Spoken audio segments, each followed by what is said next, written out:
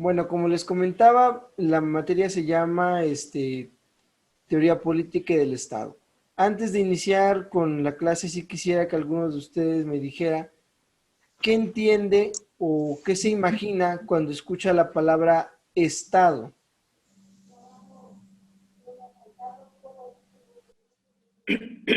Veracruz. Bueno, eso podría ser Cada estado de Veracruz. Que diga cada estado de la República. un Estado de la República. Eso podría ser una respuesta. ¿Quién más? Bueno, ¿me escuchan? Sí, te escuchamos. Sí. Bueno, yo cuando escucho la palabra Estado lo relaciono más con gobierno, no sé. Ajá.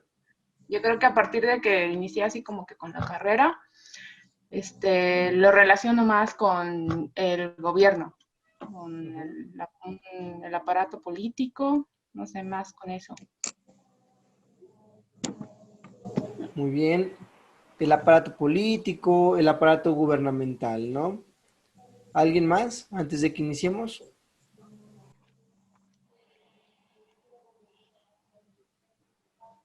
Pues eso, ¿no? La organización que gobierna a toda la república, ¿sí, no? La república como conjunto también, ¿no? Ok, bueno. Efectivamente, la palabra Estado hace referencia a una entidad internacional gubernamental, ¿sale? Cuando hablamos de Estado, hablamos de un conjunto de instituciones que se organizan para poder ejercer el poder público y llevar el gobierno y las instituciones de un Estado, ¿no? Podríamos a grosso modo decir que eso es un Estado y vamos a iniciar ya con la clase, ¿sale? Entonces voy a proceder a poner en su pantalla las diapositivas que vamos a ver. Teoría política y del Estado. Comencemos. Bien, desde los diálogos de Platón se narra la estructura de un estado ideal o cómo debería ser un estado ideal. Sin embargo, es Nicolás Maquiavelo quien introdujo la palabra o el término estado. Esto dentro de su obra El Príncipe, usando el término en lengua italiana como stato, que es una evolución de la palabra status que deriva del idioma latín. Ahora, ¿en dónde apareció esta palabra? Pues cuando mencionaba que los estados y las soberanías que han tenido y tienen autoridad sobre los hombres fueron y son o repúblicas o principados. Entonces esta es la cita en la cual Nicolás Maquiavelo comienza a utilizar el término Estado. Sin embargo, la terminología Estado no es un término que Maquiavelo haya inventado o que haya descubierto. Ya se mencionaba o se entendía como Estado o ya existían definiciones de Estado más bien desde un periodo antes. Por ejemplo, podemos decir, por citar alguna, de Marco Tulio Cicerón, que se refería al Estado como una multitud de hombres ligados por la comunidad del derecho y de la utilidad, ¿no? Entendiéndose de esta organización que coopera para la organización de la comunidad y la organización del derecho.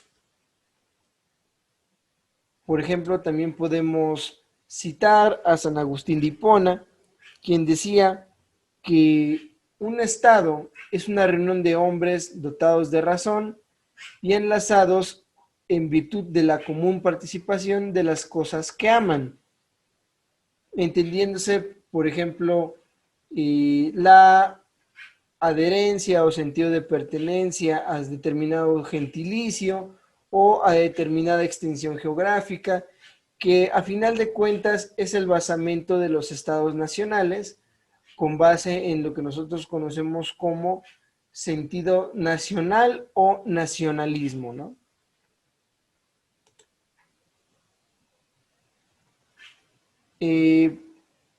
Aquí estaba equivocado el nombre, ¿sí? Él decía que era la asociación perfecta de hombres libres, unidos para gozar de sus derechos y para la utilidad común. Decía que es la asociación política soberana que dispone de un territorio propio con una organización específica y un supremo poder facultado para crear el derecho positivo. Si se dan cuenta, esta última definición ya comienza a darnos más pautas de lo que es un Estado. Bien, y entonces llegamos a definiciones ya de tratadistas modernos como Hans Kelsen, que decía que el Estado es el ámbito de aplicación del derecho y que el Estado es el derecho como actividad normativa. Por lo tanto, el derecho es el Estado como una actividad normada. Claro, también él decía que, por ejemplo, en el Estado alcanza su personalidad jurídica. ¿Qué quiere decir esto? Que el Estado nace para aplicar el derecho, pero a su mismo tiempo también el Estado es generador del derecho. ¿Ok? Continuamos. ¿Cuáles son las formas y la evolución del Estado? Bien, pues podemos definir cuatro clases o cuatro clasificaciones o cuatro momentos en la historia y la evolución del Estado.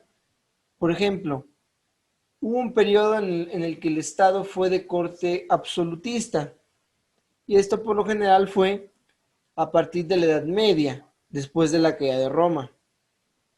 También vamos a encontrar la transformación del Estado a un Estado liberal, esto en el siglo XIX, que se va a ver marcado por cambios en la forma y la estructura del Estado para poder controlar, por así decir, o poner frenos a las instituciones que en aquel momento ostentaban más de un poder o ostentaban una determinada cantidad de atribuciones sobre sí. Posteriormente vamos a encontrar el Estado democrático, que ya es la organización de los estados modernos, y posteriormente las últimas evoluciones de los estados, como el Estado social y el Estado de Derecho, ¿no? Bien, pues vamos a conocer cada uno de ellos. En primer lugar, pues vamos a encontrar al Estado absolutista, que tiene su auge durante la Edad Media. Ahora, estos fueron entes territoriales sometidos a la autoridad de un monarca absoluto o un gobernante que tenía en sí potestades y facultades absolutas. Es decir, el monarca era el ejecutivo, era el legislativo y era a su vez el judicial.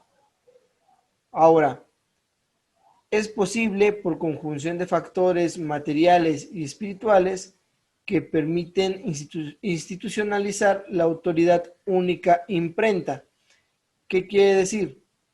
Que también se determinaba que el monarca, aparte de ostentar o ser legítimo terrenalmente, también lo era espiritualmente, ¿no?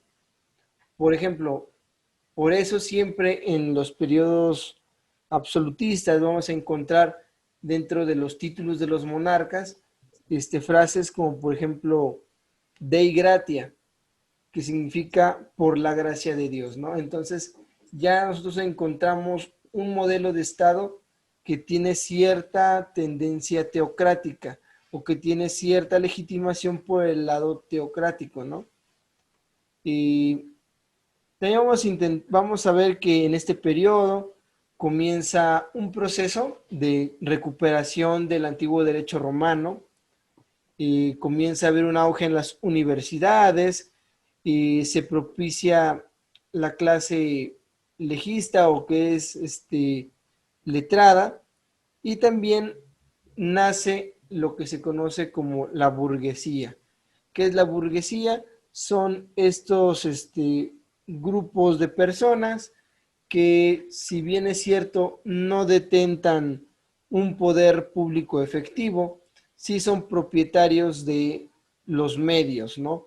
Por ejemplo, las tierras, los medios económicos o inclusive de las tropas. Todo este periodo de tiempo se centra en la forma de gobierno, que la veremos más adelante, que se denomina monarquía. Y es aquí donde comienzan a surgir instituciones como la burocracia, y esta como característica de estar al servicio del gobierno. También es aquí cuando aparecen los cimientos de la hacienda pública, de los principios tributarios y los servicios permanentes de armas, porque recordemos que anteriormente los ejércitos rara vez eran regulares, sino que en el momento en que se necesitaban tropas, se reclutaban y se hacía un entrenamiento muy efímero. Pero bueno, estas son las características del Estado absolutista. Las formas de gobierno de corte absolutista las veremos en clases posteriores, y pasemos al siguiente. Entonces, ahora debemos hablar del Estado liberal. El Estado liberal como tal comienza a forjarse ya en el siglo XIX. Surge como una reacción de la burguesía. ¿En qué se caracterizan los estados de corte liberal? Bueno, pues se caracterizan por intentar frenar el poder del monarca. Es decir, van a poner límites a la autoridad, van a poner límites al soberano. Un ejemplo es el sistema de Reino Unido, que va a consolidar el parlamentarismo como base de su forma de gobierno y como característica y garantía principal ante el poder de un monarca que hasta el siglo XIX todavía tenía mucho poder concentrado en su persona, ¿no? También vamos a encontrar que por cuanto hace al territorio, se va a conservar ciertas tendencias del absolutismo, como por ejemplo la dinámica expansionista. Es aquí donde comienza o comenzará un término que se le va a denominar el imperialismo, que era esta tendencia de las potencias europeas de ganar nuevos territorios y de trasladar su entendimiento cultural y por lo tanto su forma de entendimiento hacia estos territorios para generar una hegemonía. Y posteriormente vamos a ver ejemplos como la hegemonía que ejerció Reino Unido sobre un sinnúmero de colonias, ¿no? Durante el siglo XIX. También vamos a encontrar que por cuanto hace al ámbito jurídico y político, comienza a haber el monopolio de la fuerza a los poderes públicos. Es decir, es un monopolio legítimo y que es un elemento definitorio del Estado. ¿A qué me refiero con el monopolio de la fuerza a los poderes públicos? Vamos a encontrar que solamente un poder constituido podrá tener esta característica de coerción o legitimación, ¿no? Porque será una característica de estos estados también la definición de ellos mismos como autónomos, sin la intervención de ningún tipo de poder extranjero. Entonces, por ello, van a determinar dentro de un determinado territorio y con base en las leyes qué poderes van a tener determinadas facultades, y eso comenzará a sentar las bases para lo que se conocerá después como el Estado del Derecho o el Estado de Derecho.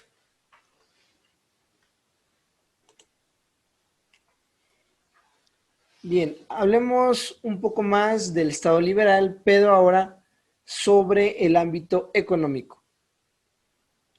Sobre el rubro económico, según los principios liberales, esta teoría es inspirada por una persona que se denominó Smith, quien decía que la riqueza decide en capacidad de competir en comercio mundial, y la función de autoridad es laissez-faire, laissez-passer, que significa que es conocido como el estado gendarme. ¿Qué es un estado gendarme? Es un estado que solamente se va a dedicar, en cuanto hace al ámbito económico, a fungir como una especie de policía o como interventor. Es decir, el Estado se va a abstener de intervenir en la economía y en el proceso productivo.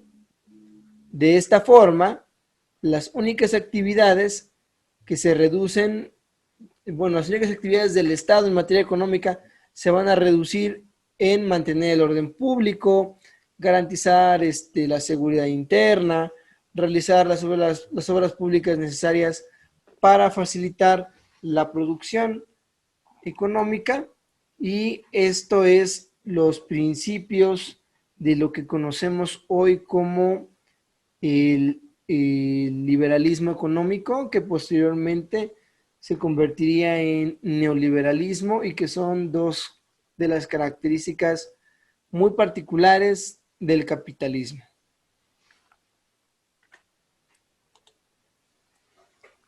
Bueno, ahora hablemos del siglo XX. Ya en el siglo XX vamos a encontrar un estado evolucionado, un estado que ha aprendido de los errores del pasado y que generalmente se van a basar en la democracia como la forma de participación y de legitimación del poder, ¿no? Entonces, cuando hablamos del Estado liberal, estamos hablando de un Estado que considera al ser humano como ciudadano, como sujeto de derechos y deberes. Cumple con la igualdad de todos sus miembros y la igualdad de los humanos ante la ley. Estas son las dos premisas del Estado democrático. Se va a basar en los principios de equidad e igualdad.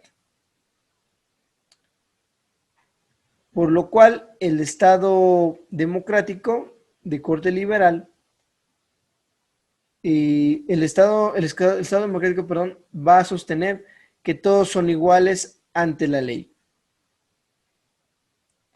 Recordemos que, por ejemplo, en un Estado liberal, no todos son iguales ante la ley. Por ejemplo, en materia electoral, siempre había en el siglo XIX diferencias por cuanto hace al valor del sufragio. ¿Sí? Recordemos que existían inclusive 3 estados. Por ejemplo, recordemos en Francia, teníamos al primer estado, que era la iglesia, el segundo estado era la nobleza y el tercer estado era el pueblo. Y los votos eran estamentarios, que quiere decir que los votos del primer estado y del segundo estado no valían lo mismo que el voto de la gente. Eso es algo que el Estado democrático intentó erradicar. que en materia electoral, tanto en la materia jurídica, tanto todos los hombres fueran iguales ante la ley, como que su voto valiera lo mismo. Recordemos que inclusive se considera que esta diferencia en el valor de los votos fue una de las causales de la Revolución Francesa. Bien, bueno, continuando, vamos a encontrar que el Estado democrático se va a regir por la igualdad y la igualdad en las decisiones que se adopten, y estas decisiones se van a adoptar por el principio de la mayoría y la responsabilidad política de quienes detenten el poder. Generalmente, esta responsabilidad deberá recaer sobre el Parlamento o el Congreso, que para tal efecto represente los intereses populares. Esto significa lograr una igualdad política efectiva. ¿Qué quiere decir? Que dentro de este Estado existe un legislativo y existen órganos que son creados, por ejemplo, por el legislativo como manifestación de la voluntad del pueblo para regular el poder público, ¿sale?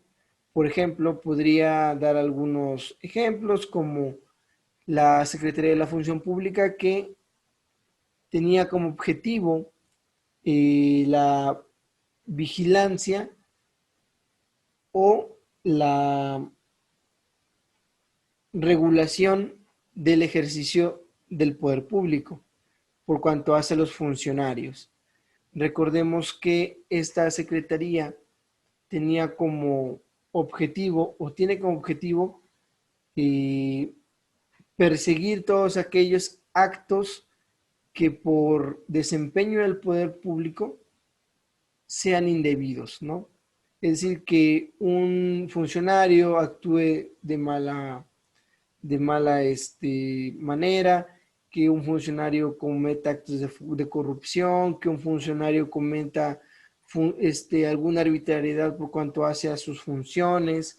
También tenemos actualmente fiscalías especializadas en combate a la corrupción de servidores públicos, que es precisamente una forma de esta institución del Estado de regular o de hacer frente a esos pequeños detalles que generan o que pueden llegar a generar errores dentro de la función del Estado, ¿no?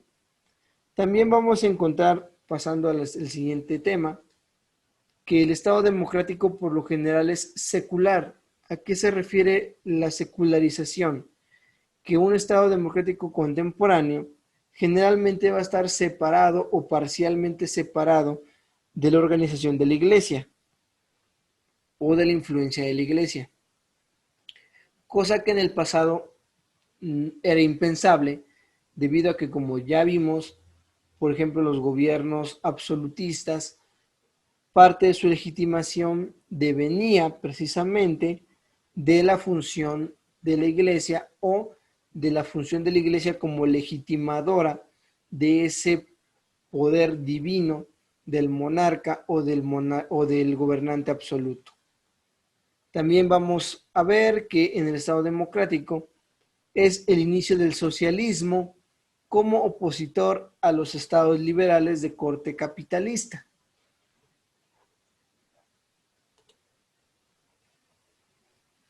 También vamos a hablar del Estado de Derecho. Este deberá entenderse como la forma de organización política a la que se encuentra sujeta la vida social por medio de un marco jurídico, y que a través de este marco jurídico ejecuta un conjunto de reglamentos a fin de garantizar los principios de legalidad, de igualdad, y también a través de estos garantizar un catálogo de derechos fundamentales para los ciudadanos. Mucho hemos escuchado acerca del Estado de Derecho, pues esto se refiere a un gobierno que se organiza o de un Estado que se organiza con base en un código de leyes. ¿Cuál es este código de leyes?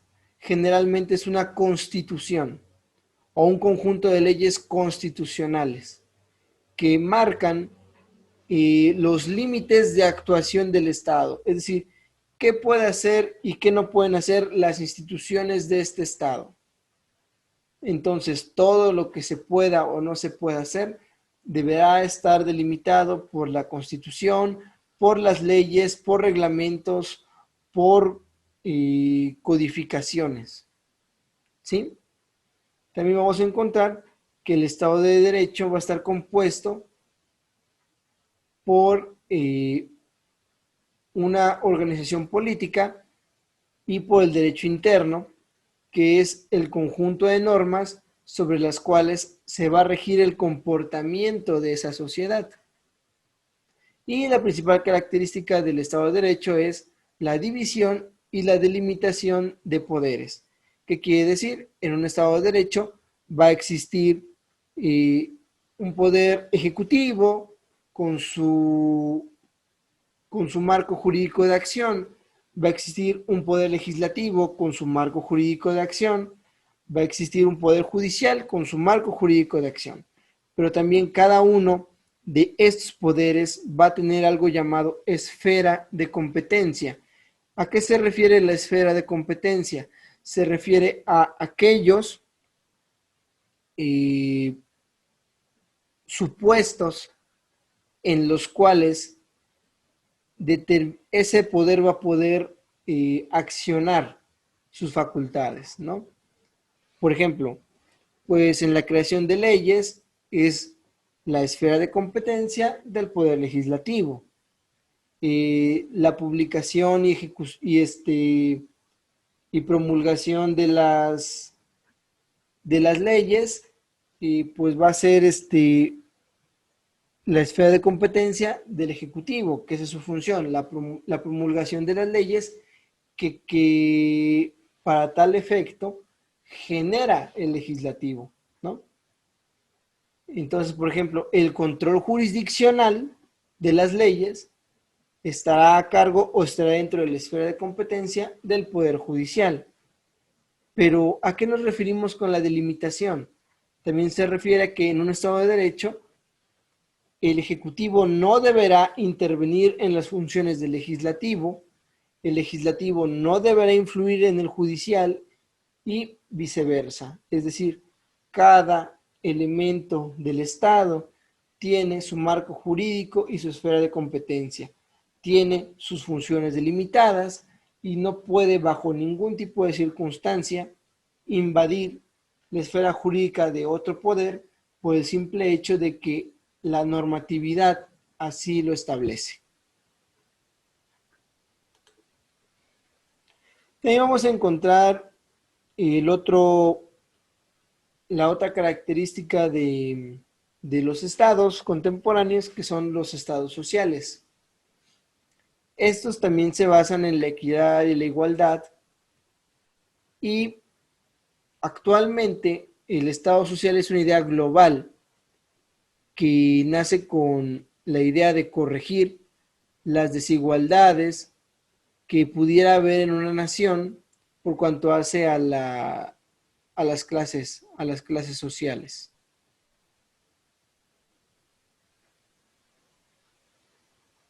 Y para que esto sea efectivo, pone en marcha una serie de mecanismos o de sistemas, como por ejemplo, un sistema de salud generalizado, educación pública y de calidad, tal vez algún tipo de programa existencial, programas de impacto social, apoyos al campo, apoyos a los pescadores. Es un ejemplo, ¿no?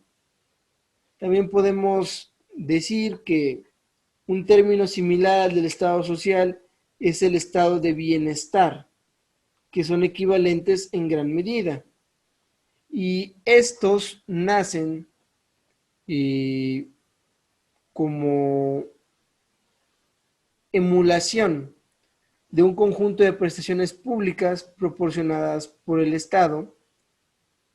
Y esta idea, como ya lo dije, surgió en el siglo XIX con una propuesta hecha por el antiguo Estado prusiano, que daba ciertos tipos de prestaciones y apoyos públicos a sus ciudadanos. Y a partir de aquí se convirtió, o este modelo surgió en contraposición al liberalismo. Es decir, mientras el liberalismo decía que el Estado debía intervenir lo menos posible, el Estado social es partícipe de la intervención dentro de los procesos principalmente económicos con la finalidad de nivelar la balanza sobre aquellos que menos tienen.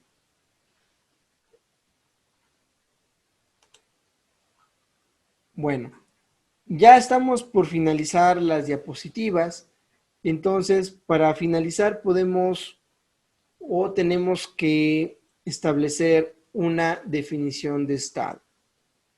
Entonces, después de todo lo anterior podemos decir que un Estado es una agrupación humana fijada en un territorio determinado y en la que existe un orden social, político y jurídico orientado hacia el bien común, establecido y mantenido por una autoridad dotada de poderes de coerción. Entonces, esta es la definición que podemos nosotros establecer como la definición para un Estado. Y bueno, jóvenes, eso es todo por cuanto hace a las diapositivas. Ya pueden activar sus micrófonos para efecto de dudas o preguntas. Los escucho.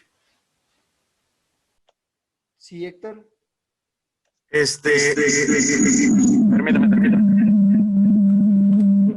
Licenciado, buenos días. Buenos días. Tuve un poquito de problemas técnicos a la hora de entrar, ya había comenzado las diapositivas. ¿Nos las va a enviar al Classroom? Mira, como te comentaba, yo tengo un sistema de respaldo de las clases. Ajá. Precisamente cuando pasan este tipo de cosas, para que ustedes puedan acceder posteriormente al material. Se sube a un canal de YouTube y yo voy a poner el enlace en el Classroom. Ok, Lick. Ok, Lick, sería esa nada más, bueno, ahorita mi pregunta. Ok. Gracias. Bueno. ¿Alguien tiene alguna pregunta sobre la clase? Tenemos que entender en esta nueva asignatura es de que nosotros vamos a analizar la evolución del Estado, tanto en su forma de organización como en su forma de concepción. Por ejemplo, por cuanto hace los estados absolutistas, vamos a encontrar, por ejemplo, gobiernos de corte monárquico. Mientras vayamos avanzando, vamos a encontrar la transformación de ese antiguo régimen, como lo es en el siglo XIX, a través de los estados ya de corte contemporáneo, que se van a caracterizar por una reacción de la burguesía, que es aquellos que detentaban el poder económico y el poder territorial, pues llevarán a cabo las acciones necesarias para acabar con el antiguo régimen y ellos poder acceder también al poder público. Posteriormente comenzaremos a encontrar estados que comenzarán a preocuparse un poco más por cuanto hace a su organización política y jurídica y van a intentar determinar de forma o de la mejor forma que ellos comprendan las atribuciones de los poderes del Estado para evitar la invasión de esferas jurídicas, que es lo que hablábamos ya últimamente. Bueno, pues por cuanto hace a esta clase sería todo. Esta clase tiene por objetivo ser introductoria a la materia de teoría del Estado. Recordemos que esta materia tiene dos bases, es teoría política y teoría del Estado. Entonces, para efecto de esta clase sería todo. Y nada más les diría yo que estén pendientes al Classroom para las actividades que se van a subir. Y ya determinaré ellos qué tipo de actividad les voy a asignar el día de hoy. Y pues sería todo, jóvenes. Y me da mucho gusto estar aquí con ustedes de nuevo, iniciando este nuevo ciclo escolar. Solamente decirles, jóvenes, ya vimos que el periodo pasado hubo compañeros que estuvieron delicados de salud, que a mí me da mucho gusto ver que ya están recuperados, ¿verdad, Rosalinda? Gracias a Dios. Y pues a los demás solamente decirles, jóvenes, aunque se digan las noticias que ya estamos en semáforo amarillo, que ya estamos en semáforo verde, sigan manteniendo las medidas de seguridad, jóvenes. ¿Sí? Porque recuerden que vamos a entrar en el periodo de invierno y es cuando nosotros vamos a estar un poco más vulnerables. Entonces, jóvenes, mi recomendación es cuídense mucho, jóvenes, por favor, medidas de protección. Si no tienen nada que salir, no salgan. Y pues, cuídense mucho, jóvenes. Cuídense mucho y pues nos estamos viendo el siguiente domingo.